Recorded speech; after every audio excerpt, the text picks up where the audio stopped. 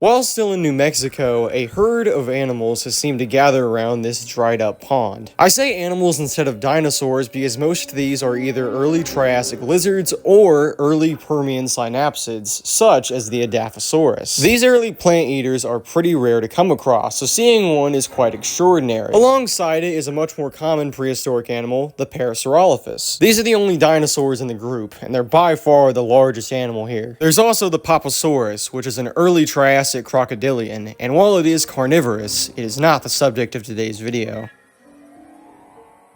This sail is probably quite familiar to some of you, especially to those of you who are familiar with non-dinosaur early prehistoric animals. Of course, I'm talking about one of the first apex predators, the Dimetrodon. While they only grow up to 15 feet long and a little under 400 pounds, this does not make them any less of a powerhouse than they are. What you are looking at is the Tyrannosaurus before the dinosaurs existed, and one of the earliest big carnivores is about to strike this herd. It spots the member of the herd it's going to target, and prepares to charge. Right now, the Dimetrodon is too far away for any of the members of the herd to actually see it, and therefore they are oblivious. They are all in a state of calm until danger finally strikes.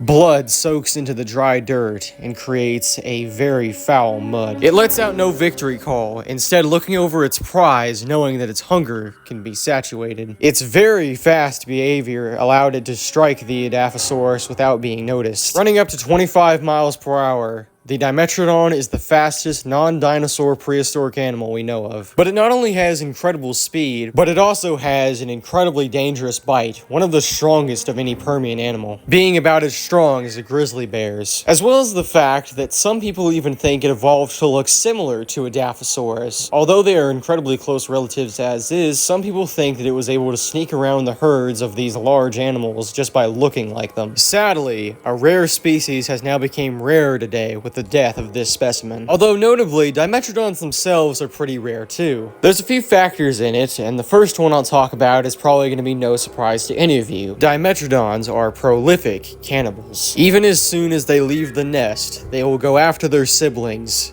and make them their first meal. Some people even believe that to be an evolutionary factor, playing into what I mentioned about the Edaphosauruses earlier. But they are not all to blame for their rarity, as humans have also done quite a lot of that themselves. Dimetrodons are hunted for their sails. The spines are used in medicines over in the Middle East. And because of that, to poachers, they are very, very valuable. To give you an estimation of how valuable, let's say that you come into contact with only one of these spines that make up the sail of a Dimetrodon. That can probably fetch you a good $500,000 to $2 million. And it's not just the spine. The head, teeth, toes, and even tail vertebrae are sought after. But thankfully, evolution gave the Dimetrodon a natural solution to this. High density armor that is almost impossible to penetrate. Due to this incredibly thick hide, the Dimetrodon has actually been given a name amongst paleontologists and people who just go dinosaur sighting in general: the bullet catcher. Even this Dimetrodon,